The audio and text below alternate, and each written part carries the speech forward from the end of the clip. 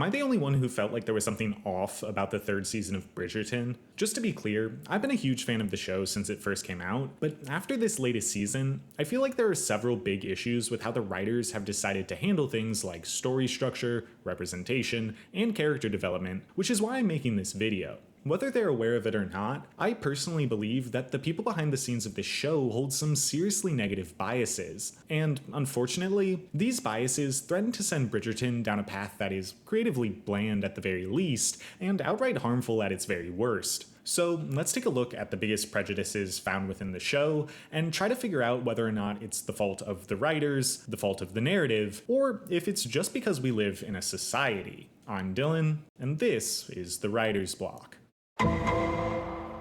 Season 3 of Bridgerton is slightly different from the previous two seasons in that the main protagonist is not actually one of the Bridgerton children. Instead, Penelope Featherington takes center stage, with the narrative simultaneously focused on her romance with Colin Bridgerton and her secret life as the infamous Lady Whistledown. Now, objectively speaking, the actress who plays Penelope, Nicola Coughlan, inhabits a larger body than any of the leading women previously featured in the show. And while this shouldn't be an issue, the world we live in is unfortunately obsessed with passing judgment on other people's bodies, especially so if those people are female. Basically, if you don't look like a Barbie doll, the world not only thinks that they're allowed to scrutinize your physical appearance, but also question your right to exist. And even then, there are people who pass judgment on Margot Robbie's body, and she is literally Barbie. So sadly, it's not that surprising that a great deal of discourse leading into season 3 was about Nicola Coughlan's body and whether or not she should be allowed to show it on screen. See, for anyone who doesn't know, Bridgerton is spicy.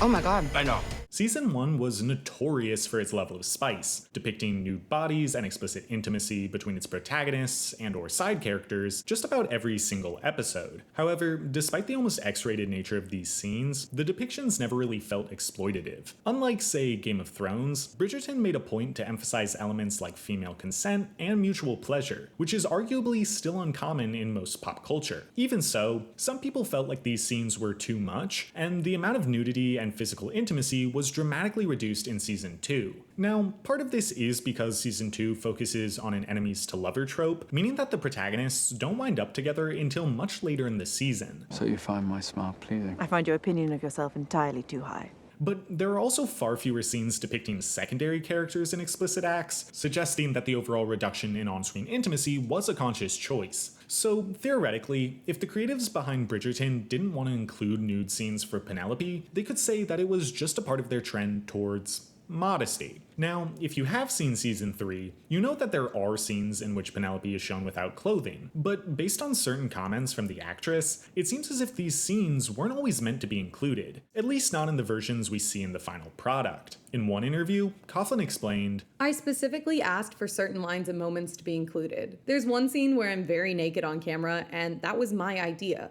my choice. It felt like the biggest you to all the conversations surrounding my body, and it was amazingly empowering. I felt beautiful in the moment, and I thought, when I'm 80, I want to look back on this and remember how f***ing hot I looked. Not only did I consent to the nudity, but I drove it. Okay, there's a couple of things to unpack here. First of all, it's awesome that Nicola Coughlan was enthusiastic about participating in these scenes. The power dynamics in Hollywood can make it difficult for actors to advocate for themselves, and this is doubly true when it comes to filming scenes that include simulated sex acts and/or nudity. Knowing that the lead felt comfortable while on set and after the fact is awesome and reflects positively on the production team. That being said, it seems weird that Coughlan would, as she put it, need to ask for these moments to be included. There are only a few explicit scenes for Penelope in season 3, and even fewer where her body is actually exposed on camera. So it stands to reason that if she got them to add things, that the original plans included very little spicy content revolving around Penelope. Now, if this were a standalone series, there wouldn't be anything inherently wrong with that. Spicy content, like gratuitous violence, is often superfluous in terms of moving the plot forward. It might add to the aesthetics or stakes, but strictly speaking, it's not necessary. But this season isn't a standalone product, and I would argue that spicy scenes are an integral part of Bridgerton's DNA. Aside from the pseudo-colorblind casting, the big thing that sets Bridgerton apart from other Regency-era romances is the amount of spicy scenes and how they are handled. In fact, a major portion of season 1 revolves around people teaching the protagonist about physical intimacy and conception. You may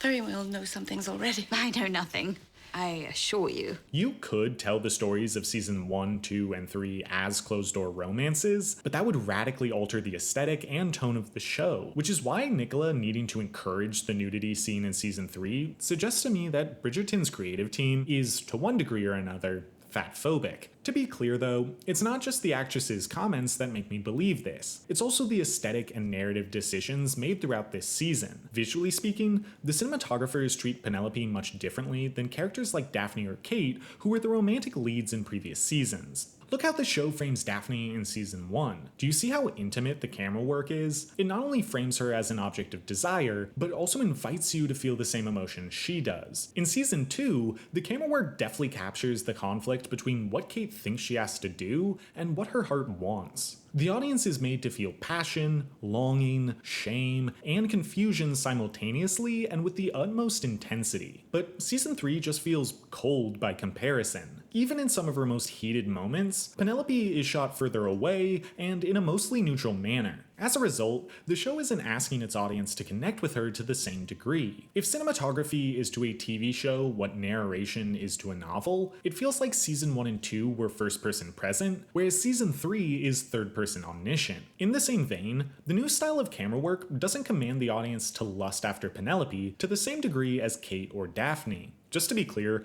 I'm not saying you specifically need to be lusting after the character. Everyone is attracted to a unique combination of body and personality types, and being attracted to skinnier people does not make you fatphobic. However, there's a difference between what you find attractive and what the camera is telling you is attractive. Take, for example, the first Transformers movie. Even if you don't think Megan Fox is sexy, her character is filmed in a way that says, this movie thinks Megan Fox is sexy and you should too. For a male example, look at the first Captain America. Even if you think that short, skinny guys are the bee's knees, the difference in how Steve is framed before and after his transformation communicates to the audience that this guy is nice, but this guy is sexually attractive. This is why the framing of Penelope is such an issue for me. It is not the show's place to pass judgment on its leading lady's appearance, especially since they cast her knowing that she would one day be the lead. Whether or not the creative team behind Bridgerton actually believes that big girls can be beautiful doesn't really matter. They've spent multiple seasons establishing a consistent visual language, so if Penelope is occupying the same narrative role as Daphne and Kate, then it is the job of the show to present her in the same manner. I think a great example of this visual bias against Penelope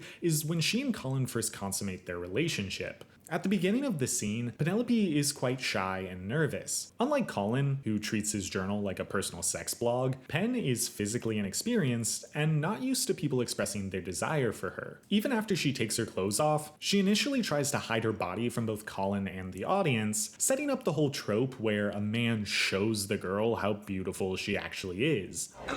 Guys, she's got glasses and a ponytail.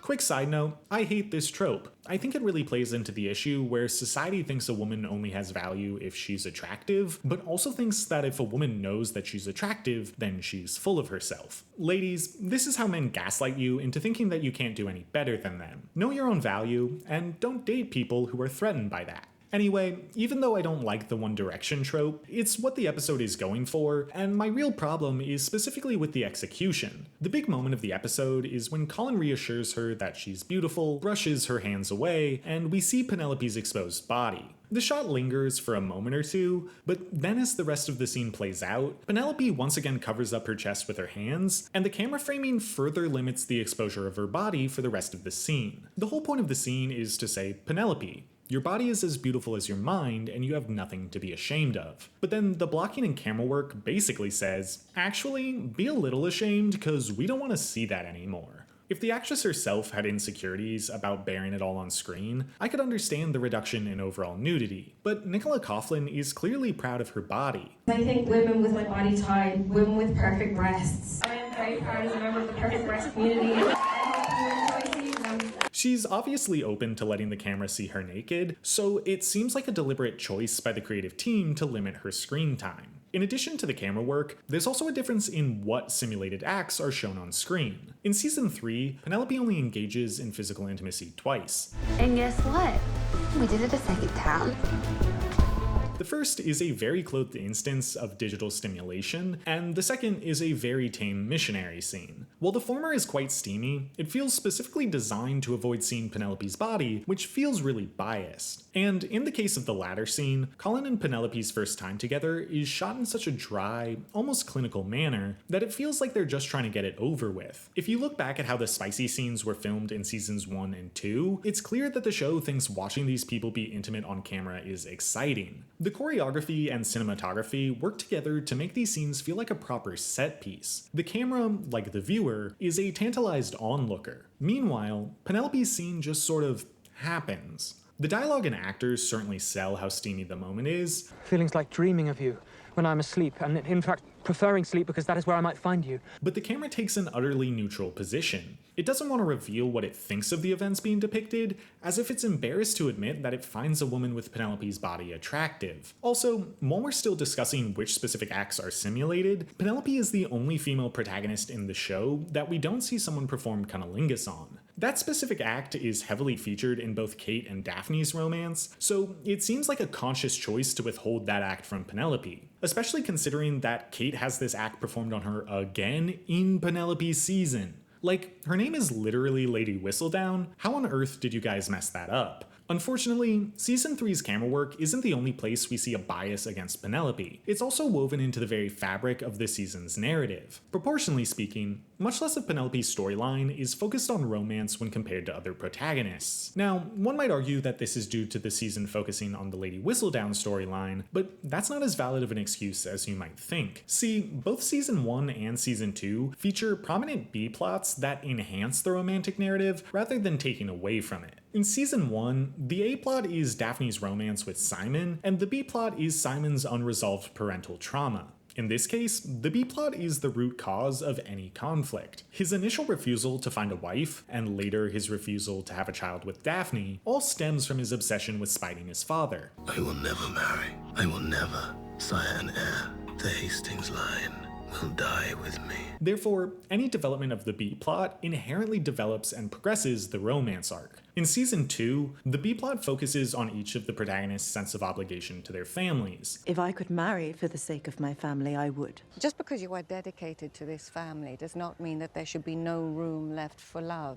As they learn to prioritize their own happiness, a romantic relationship between them becomes more and more possible. The Whistledown B-plot, however, feels very isolated within the overall narrative of season 3. It intertwines somewhat with the romance at the end. You have always had one voice. There is no separating you from Whistledown. But even so, it's very limited. If Penelope used her writing to keep Colin from finding another relationship, or to encourage him to fall in love with her, it would feel more integral to the romance. But as is, it reads as a wrap-up to the Whistledown narrative from seasons 1 and 2, rather than a natural part of season 3. In the beginning, I never thought anyone would take my writing seriously. The reason I take problem with this, though, is because it means Penelope spends less time as a romantic lead in this season. Narratively speaking, she's a very prominent character, but the show seems determined to depict her platonically as much as they possibly can. Early in the season, it seemed as if they were going to center the narrative around a My Fair Lady style romance In Hertford, Hereford, and Hampshire.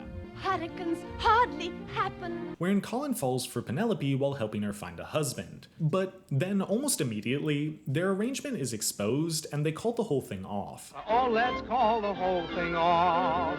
When they do get together, Penelope's insistence on writing as Lady Whistledown drives a wedge between her and Colin, putting the romantic subplot on ice until she proudly comes out as a gossip columnist. Because forgive me, but that was bloody brilliant.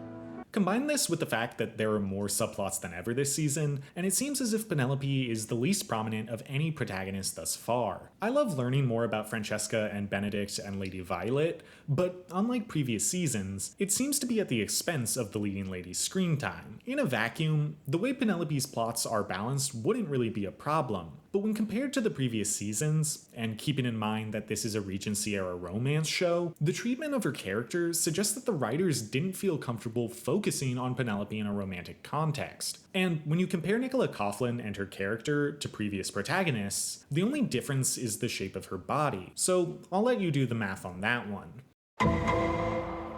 Unfortunately, body type isn't the only bias affecting Bridgerton. Of all the side characters in season 3, Francesca Bridgerton is by far my favorite. The actress is endearing, her subplot was engaging, but more than anything else, she's a neurodivergent queen. Or at least she's heavily coded that way. Now, some people might say, no Dylan, she's just an introvert. But Lord Debling shows us how they actually depict introverted people, and Penelope shows us how they depict the shy wallflower type. Francesca, by comparison, exhibits tendencies like hyperfixation, difficulty reading social cues, and is easily overstimulated.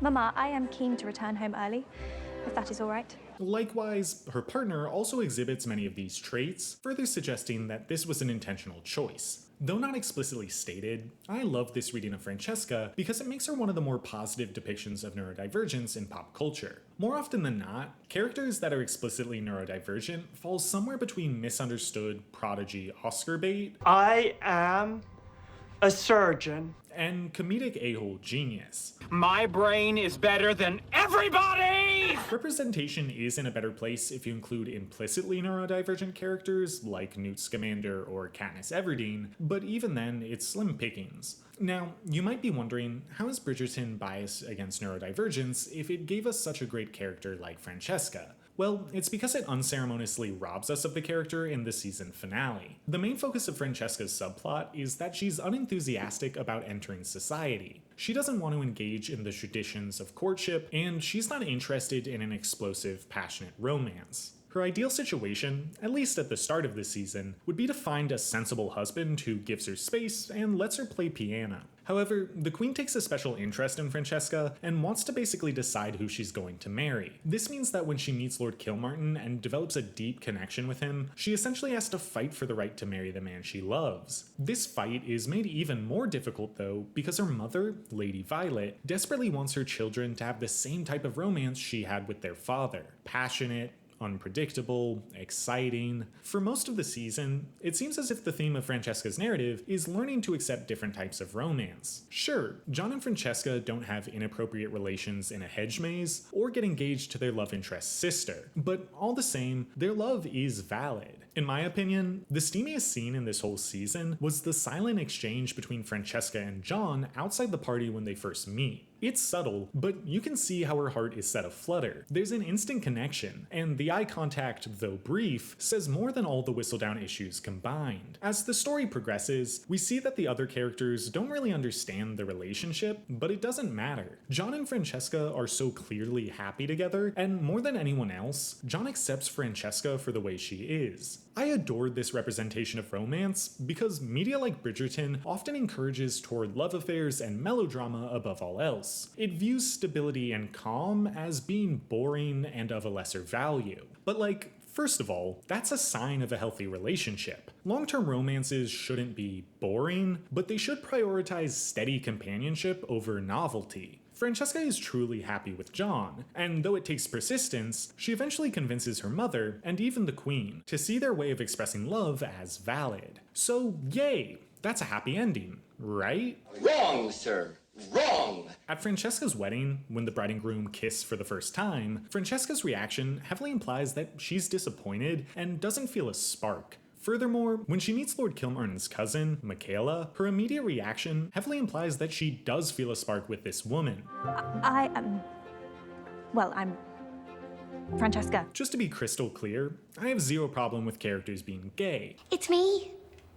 I'm the wee lesbian. I'm a big fan of seeing more queer romances, especially in non-comedic genres. But this decision single-handedly obliterates the story that was being told up until now. Rather than showing the world that your romance doesn't need to look like anyone else's, this show now affirms Lady Violet's worldview. We spent a whole season getting Lady Violet to see the error of her ways. I thought that is what love must be like for everyone. But you have shown me there is beauty in the slow approach. Only to go, oopsies, guess she was right all along, at the very last minute. If the show wanted to tell a story about Francesca realizing that she was queer, it shouldn't have focused so heavily on getting people to accept her romance with Kilmartin. The show tells us one thing. I thought we had moved past this. John is a fine man and a good choice. But its actions show us something completely different. Francesca Bridgerton. Kilmartin.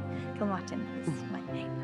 They literally ripped off Season 2's central conflict, but made it way more problematic. Person A feels pressured by their family and the Queen to get married. Person A meets Person B. These two people get along quite well, but don't engage in physical intimacy. Things seem to be going well for the couple until something at the wedding makes one of them rethink everything. And finally, Person A's real love interest is a close relative of Person B. It's the exact same story, but Season 2 works because its content and message are in sync with one another. The season never leads us to believe that Anthony is meant to be with Edwina. It's obvious from the start that he really wants to be with Kate. Meanwhile, Season 3 heavily codes the character as being neurodivergent and pretends to be a narrative about acceptance, but then pulls the rug out from underneath the audience at the last minute. Sure, having the character be gay is technically additional representation, but in the context of Bridgerton, it's really just a move to conform to the status quo. Daphne, Anthony, and Colin all have fiery romances, so I guess Francesca has to have one too. But what I think the showrunners fail to realize is that the fire some people experience in their relationships is actually a byproduct of something much more important when it comes to real love: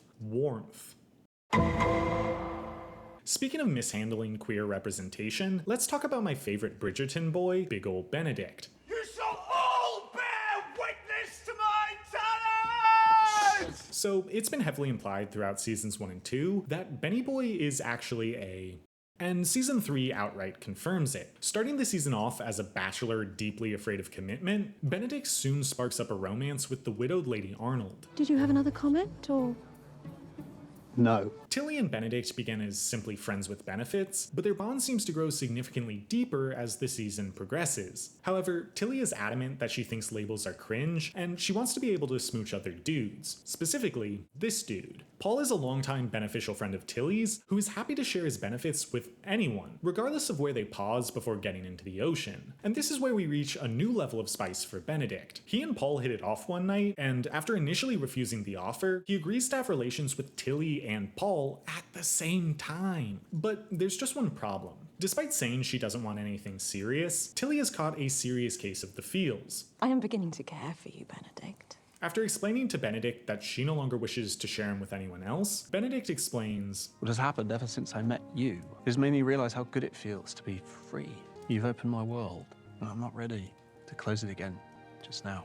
The implication here is that now that he knows he's bisexual, he feels the need to do some more sleeping around before he's ready to settle down, which in a vacuum is fair. But in the broader context of bisexual representation, it raises a few red flags. See, in real life and in fiction, there's often a pressure put upon people that identify as bi to constantly prove their own sexuality. Essentially, there are people who don't think you're actually bi unless you're actively hooking up with men and women on the regular. This can be an even bigger issue for people who identify as bisexual but are currently in a monogamous relationship with someone of the opposite sex or who presents as the opposite gender. Fictional depictions of bisexuality often feel the need to actively have the character get with men and women on screen continuously in order to prove that they are still bi. This, as a result, reinforces the harmful stereotype that bi people are somehow more promiscuous than other sexualities. Anyway, with the way this story plays out, it feels like the writers view Benedict's sexuality as a gimmick. It's something that they need to explore and take further advantage of for plot trauma, rather than just one natural piece of who he is as a person.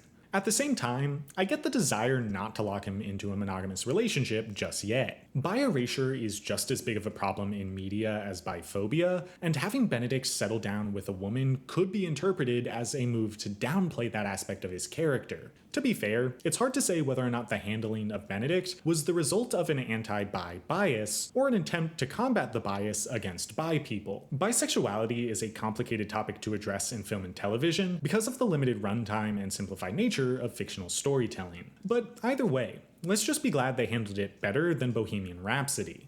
I think I'm bisexual. Freddie, you're gay.